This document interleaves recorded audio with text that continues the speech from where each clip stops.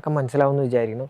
പിന്നെ ഈ ഒരു വീഡിയോയിൽ ഞാൻ ഫേസ് ചെയ്തിട്ടുള്ള നാട്ടിൽ നിന്ന് ഇങ്ങോട്ട് വരുന്ന ടൈമിൽ ഞാൻ ഫേസ് ചെയ്തിട്ടുള്ള കുറച്ച് സ്കാമും കാര്യങ്ങളൊക്കെ ഞാൻ ഒന്ന് തുറന്നു പറയുകയാണ്. കാരണം എനിക്ക് ആ ഒരു കാര്യം പറയാനായിട്ട് ഏകദേശം ഇപ്പോൾ 5 വർഷം എടുത്ത് വേണ്ടി വരണു നിങ്ങളുമായിട്ട് ആ സംഭവം ഷെയർ ചെയ്യാനായിട്ട്, ഞാൻ പറ്റിക്കപ്പെട്ടതും കാര്യങ്ങളൊക്കെ പറയാനൊക്കെ ആയിട്ട്. അപ്പോൾ ഞാൻ 2022 സെപ്റ്റംബർ ഇൻടേക്കിലാണ് ഇംഗ്ലണ്ടിലോട്ട് UK പഠിക്കാനായിട്ട് വരുന്നത്. ഞാൻ നാട്ടിലെ MCOM ഒക്കെ കഴിഞ്ഞ് യൂട്യൂബ് കാര്യങ്ങളൊക്കെ ആയിട്ട് നടക്കുന്ന ടൈമാണ്. നിങ്ങൾക്ക് നോക്കിയാൽ തന്നെ അറിയാം, നമ്മുടെ കോവിഡ് ടൈമിലാണ് നമ്മുടെ മലയാളം ടെക്കീസ് ചാനലിൽ നല്ല രീതിയിൽ റീച്ച് കയറി വരുന്നതും കാര്യങ്ങളൊക്കെ. ഞാൻ കഴിഞ്ഞ ദിവസം ഇൻസ്റ്റയിൽ റീലിട്ടതിൽ പറഞ്ഞിട്ടുണ്ടായിരുന്നു, മലയാളം ടെക്കീസാണ് മലയാളം ഗെയിമിംഗ് കണ്ടൻറ്റ് ചെയ്യുന്ന ആദ്യത്തെ 1 ലക്ഷം സബ്സ്ക്രൈബേഴ്സ് അടിച്ചതും ആദ്യത്തെ സിൽവർ പ്ലേ ബട്ടൺ അൺബോക്സിങ് ചെയ്ത ചാനലൊക്കെ. കാരണം ആ ടൈമിൽ അങ്ങനെ മലയാളം സംസാരിച്ചുകൊണ്ട് അല്ലെങ്കിൽ മലയാള രീതിയിൽ വീഡിയോ ചെയ്യുന്ന ഗെയിമിംഗ് ചാനലുകളൊന്നുമില്ല. അങ്ങനെ കാര്യമായിട്ടില്ല, ഇല്ലയെന്ന് ഞാൻ പറയണില്ല, പക്ഷെ എന്നാലും വലിയ കാര്യമായിട്ട് അങ്ങനെ ചാനലുകൾ ഉണ്ടായിരുന്നില്ല. പിന്നീടാണോ പുതിയ ചാനലുകൾ വന്ന് കുറേ ക്രിയേറ്റേഴ്സ് വരുന്നതും കാര്യങ്ങളൊക്കെ. അപ്പോൾ നമ്മൾ അത് മാത്രമായിട്ട് ഇരിക്കുകയായിരുന്നു എൻ്റെ പഠനം കഴിഞ്ഞതിന് ശേഷം. കാരണം എനിക്ക് ഈ യൂട്യൂബിൽ നിന്ന് നല്ല രീതിയിൽ വരുമാനം കിട്ടുന്നുണ്ടായിരുന്നു. എൻ്റെ ഒപ്പം പഠിച്ച ആളുകൾ, അതായത് എൻ്റെ ഒപ്പം പഠിച്ചതിൽ ഏറ്റവും കൂടുതൽ സാലറി മേടിക്കുന്ന ആളുകളെക്കാളും കൂടുതൽ റവന്യൂ ഞാൻ ഓരോ മാസം വീട്ടിലിരുന്ന് ഞാൻ ഈ ഒരു ഗെയിമിംഗ് വീഡിയോസൊക്കെ വെച്ചിട്ട് ഉണ്ടാക്കുന്നുണ്ടായിരുന്നു. പണ്ടൊന്നും അതിനെപ്പറ്റി അത്ര കാര്യമായിട്ട് ആർക്കും അങ്ങനെ അറിയില്ലായിരുന്നു.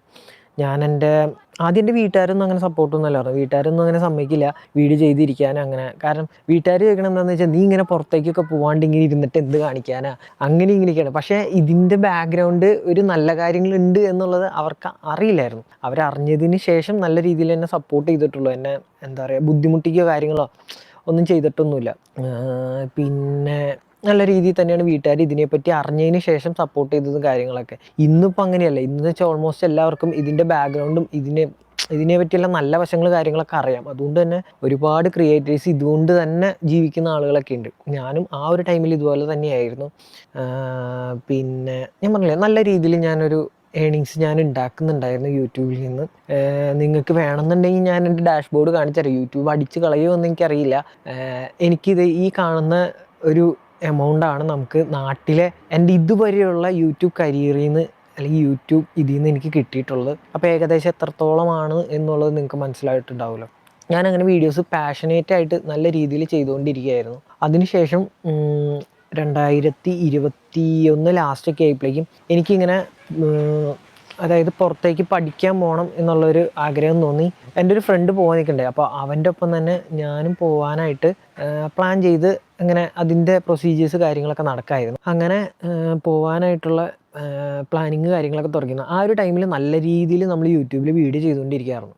എനിക്ക് തോന്നുന്നു MZRP സീരീസ് നമ്മുടെ നടക്കുന്നുണ്ടായിരുന്നു. പിന്നെ GTA 5 കുഞ്ഞാവ ഡാഡി സീരീസൊക്കെ ചെയ്തുകൊണ്ടിരിക്കുന്ന ടൈമാണ്. GTA 5 വീഡിയോസ് നമ്മൾ ചെയ്തുകൊണ്ടിരിക്കുന്ന ടൈമാണ്. ആ ടൈമിൽ നല്ല രീതിക്ക് നല്ല വൃത്തിക്ക് നല്ല രീതിക്ക് നമ്മൾ യൂട്യൂബിൽ വീഡിയോ ചെയ്തുകൊണ്ട് പോകുന്ന സമയമായിരുന്നു. എനിക്ക് തോന്നുന്നു ഒരു ദിവസം ഞാൻ 2 വീഡിയോ വെച്ചിട്ടാണ് ചെയ്തുകൊണ്ടിരുന്നത്. രാവിലെ നമ്മളെന്താ ചെയ്തുകൊണ്ടിരുന്നതെന്ന് വെച്ചാൽ വേറെ മറ്റുള്ള സ്റ്റോറി ഗെയിംസ് കാര്യങ്ങൾ, വൈകുന്നേരം MZRP അല്ലെങ്കിൽ GTA 5 വീഡിയോസ്, അങ്ങനെയാണ് പോസ്റ്റ് ചെയ്തുകൊണ്ടിരുന്നത്. നിങ്ങൾ നമ്മുടെ ചാനൽ നോക്കിയാൽ മനസ്സിലാവും, ഏകദേശം 1700 വീഡിയോസ് അടുത്ത് നമ്മൾ നമ്മുടെ ചാനലിൽ പോസ്റ്റ് ചെയ്തിട്ടുണ്ട്. 1600 സംതിങ് എന്തോ. അതെല്ലാം ഇപ്പം ഇട്ടേക്കണയൊന്നുമല്ല, അതൊക്കെ ആ ടൈമിൽ പണ്ടേ ഇട്ടേക്കണയാണ്. അപ്പം നിങ്ങൾക്ക് മനസ്സിലാവും നമ്മൾ എത്രത്തോളം അതിനായിട്ട് കണ്ടൻറ്റ് ചെയ്ത് കാര്യങ്ങൾക്കൊക്കെ ഇരുന്നിട്ടുണ്ട് എന്നുള്ളത്.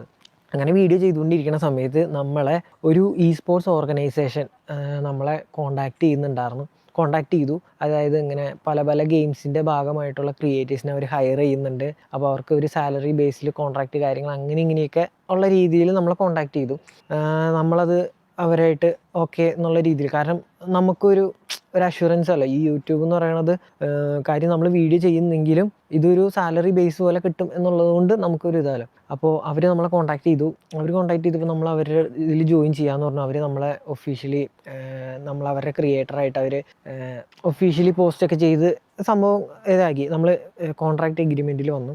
ഏത് ഓർഗനൈസേഷനാണെന്ന് ഞാൻ പറയാം, ബ്ലൈൻഡ് സ്പോർട്സ് ആണ്, വേറെ ആരുമില്ല. അങ്ങനെ അവരുടെ ഓർഗനൈസേഷനിൽ കയറി അവർ നമുക്ക് ലോക്കോൻ്റെ സ്ട്രീമിംഗ് കോൺട്രാക്റ്റായിട്ട് വന്നു. കാരണം നമുക്ക് അവർ പറഞ്ഞെന്താണെന്ന് വെച്ചാൽ, നമുക്ക് അതല്ലാതെ ലൈക്ക് മന്ത്ലി അവരൊരു സാലറി പേ കാര്യങ്ങൾ ആദ്യം അവരെ ക്രിയേറ്റർ എന്നുള്ള നിലയ്ക്ക് തരില്ല. പകരം നമ്മൾ അവർക്ക് വേണ്ടി എന്തെങ്കിലുമൊക്കെ ചെയ്തു കൊടുത്താലാണ് നമുക്ക് അവർ പേയ്മെൻറ്റ് തരുള്ളൂ എന്ന് പറഞ്ഞു. അപ്പോൾ ലോക്കോൻ്റെ സ്ട്രീമിങ് കോൺട്രാക്റ്റ് വന്നു. നമുക്ക് അവർ പറഞ്ഞത് ഒരു വലിയ എമൗണ്ടാണ് ആ ടൈമിൽ പറഞ്ഞിരുന്നത്. മന്ത്ലി നമുക്ക് 90 ഹവേഴ്സ് സ്ട്രീം ചെയ്യണം, അപ്പോൾ അതിൻ്റെ പേയ്മെൻറ്റ് ഇത്ര തരും എന്നുള്ളതൊക്കെ. ഈ ഒരു സംഭവത്തിനെ പറ്റി ഞാൻ വീഡിയോ പണ്ട് ചെയ്തു വെച്ചേക്കുന്ന ഒരു വീഡിയോ ഉണ്ട്. സ്റ്റിൽ ഇപ്പോഴും എൻ്റെ യൂട്യൂബ് വീഡിയോസിൽ ഞാൻ പ്രൈവറ്റാക്കി ഇട്ടിട്ടുണ്ട്. നിങ്ങൾക്ക് വേണമെങ്കിൽ ഇത് കാണാം. ഞാനൊരു 2.5 വർഷം 3 വർഷം മുന്നേ എന്തോ ഈ ഒരു വീഡിയോ, അതായത് ഞാൻ UK എത്തിയതിന് ശേഷം ഞാൻ അവരെ എക്സ്പോസ് ചെയ്തുകൊണ്ട് ഇടാനായിട്ട് ഞാൻ വീഡിയോ ചെയ്തു വെച്ചൊരു വീഡിയോയാണ്. പക്ഷേ സ്റ്റിൽ ഞാൻ ഇപ്പോഴും ഇട്ടിട്ടില്ല. കാരണം എന്താണെന്ന് വെച്ചാൽ എനിക്ക് അറിയില്ല, ലൈക്ക് അതിട്ടിട്ടും അവർ റെസ്പോണ്ട് ചെയ്യാനും കാര്യങ്ങളൊന്നും പോകില്ല. അങ്ങനെ റെസ്പോണ്ട് ചെയ്യണമെന്നുണ്ടെങ്കിൽ അവർക്ക് നേരത്തെ ആവുക. വക്കീൽ നോട്ടീസ് വരെ ഞാൻ അയച്ചിട്ടുണ്ട്, അതിന് പോലും അവർക്ക് റെസ്പോണ്ട് തരാനൊന്നും പറ്റിയിട്ടില്ല. അപ്പോൾ പിന്നെ ഞാൻ ഇതിട്ട് അങ്ങനെ ആക്കുന്നതിൽ എന്താ കാര്യം? ഒരു കാര്യമില്ല. അപ്പോൾ ഏകദേശം എനിക്ക് കിട്ടിയിരുന്ന കോൺട്രാക്ട് എന്ന് പറഞ്ഞാൽ 4 ലക്ഷം രൂപയുടെ കോൺട്രാക്റ്റ് ആയിരുന്നു. അതായത് ലോക്കോയിൽ 90 ഹവേഴ്സ് സ്ട്രീം ചെയ്താലായിട്ട് മന്ത്ലി 90 ഹവേഴ്സ് സ്ട്രീം ചെയ്താൽ എനിക്ക് വന്ന പാക്കേജ് 4 ലക്ഷം രൂപയായിരുന്നു. അത് അവരുടെ ബ്ലൈൻഡ് സ്പോർട്സിൻ്റെ കമ്മീഷനും പിന്നെ TDS ടാക്സ് ഒക്കെ കഴിഞ്ഞ് ഏകദേശം ഒരു 2.5 ലക്ഷം രൂപ എൻ്റെ കയ്യിൽ മാസം കിട്ടണം. അങ്ങനെ നമ്മൾ 4 മാസം സ്ട്രീം ചെയ്തു. 1 മാസത്തെ പേയ്മെൻറ്റ് അവർ എനിക്ക് തന്നു, ബാക്കി 3 മാസത്തെ പേയ്മെൻറ്റ് തന്നില്ല. നമ്മൾ അവരുടെ മെയിനായിട്ടുള്ള ആളുകളവരൊക്കെ കോൺടാക്ട് ചെയ്യലും കാര്യങ്ങളൊക്കെ ഉണ്ടായി. അവർ ഓരോന്ന് പറഞ്ഞ് ഒഴിവാവലായിരുന്നു. എൻ്റെ മെയിൻ ഒരാൾ റെസ്പോണ്ടേ ചെയ്തിട്ടില്ല. ആകെ എനിക്ക് കോൺടാക്റ്റ് ഞാൻ ചെയ്തതെന്ന് വെച്ചാൽ ശരത്ത് എന്ന് പറഞ്ഞ എണ്ണാണ്, ജോക്കർ, ബ്ലൈൻഡ് ജോക്കർ. പുള്ളിയാണ് അറ്റ്ലീസ്റ്റ് റിപ്ലൈ എങ്കിലും തന്നുള്ളൂ. പക്ഷേ പുള്ളിയുടെ റെസ്പോണ്ടൊക്കെ നോക്കട്ടെ കിട്ടട്ടെ അങ്ങനെ ഇങ്ങനെയൊക്കെ പറഞ്ഞാണ്.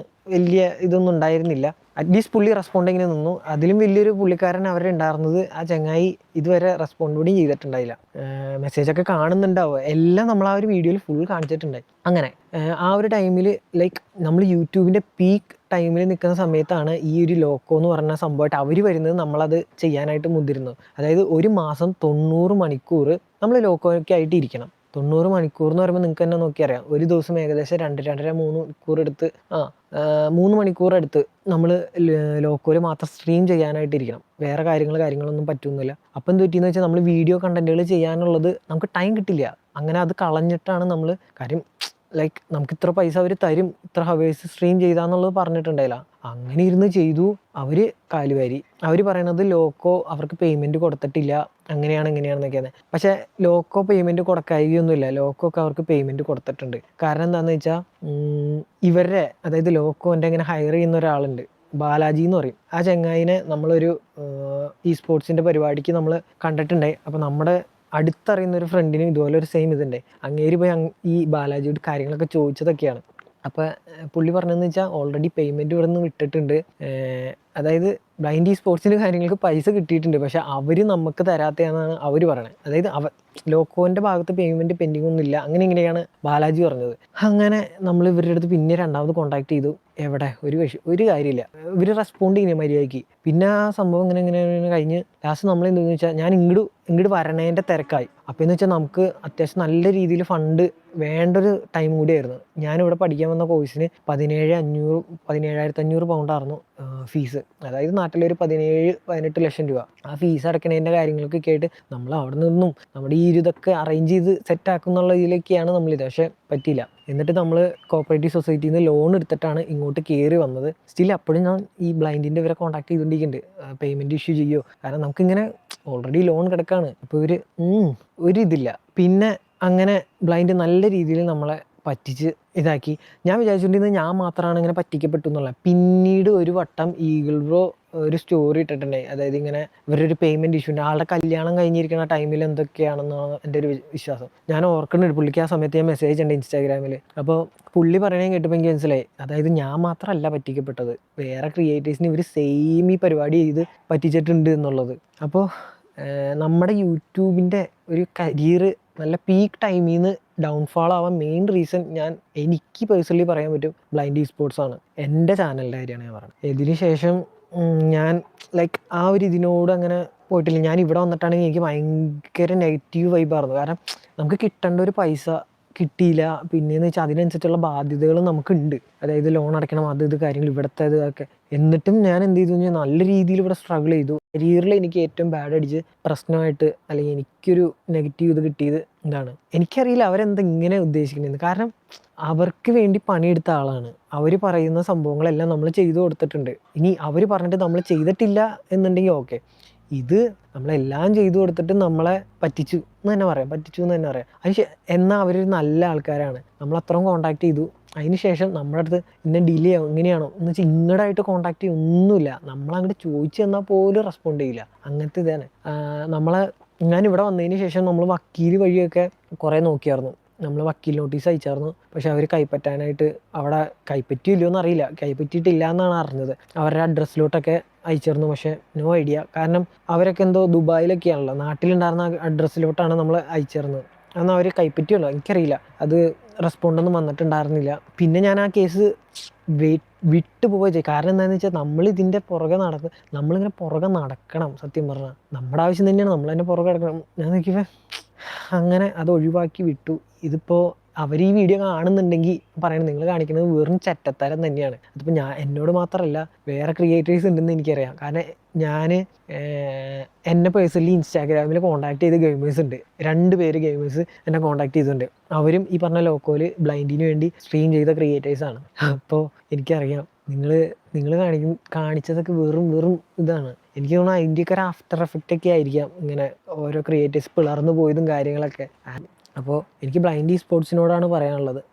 നിങ്ങൾക്ക് ഉളുപ്പുണ്ടെങ്കിൽ നമുക്ക് ചെയ്യാൻ പറ്റുന്ന, നമ്മൾ പണിയെടുത്ത ആ ഒരു പൈസ തരാൻ പറ്റുമെങ്കിൽ തരാം. നമ്മളൊന്ന് കോൺടാക്ട് ചെയ്യുക. ശരത്തേണ്ണൊക്കെ ഈ വീഡിയോ കാണുമെന്ന് എനിക്കറിയില്ല, കാണാൻ വഴിയില്ല. കാരണം അവരൊന്നും അങ്ങനെ ഇതാക്കില്ല. പിന്നെ സാത്താനൊക്കെ, ബ്ലൈൻഡ് സാത്താൻ, പുള്ളി എന്ത് ചെയ്താലും കണ്ടാലും കഴിയില്ല. കാരണം പുള്ളീനെയാണ് ഞാൻ കോൺടാക്ട് ചെയ്തിട്ട് യാതൊരു റെസ്പോണ്ടും തരാണ്ടിരുന്ന കാര്യങ്ങളൊക്കെ. എന്തായാലും നമ്മൾ മനസ്സിൽ വിചാരിച്ചിരിക്കുന്ന വലിയ ആളുകൾ ഭയങ്കര സെറ്റപ്പാന്ന് വിചാരിച്ചിരിക്കണില്ലേ, ഒരു പകുതിയോളം ഉടായ്പകളാണ് ഗൈസ്. അത് എനിക്ക് പേഴ്സണലി ഇങ്ങനെ വന്നപ്പോഴാണ് മനസ്സിലായത്.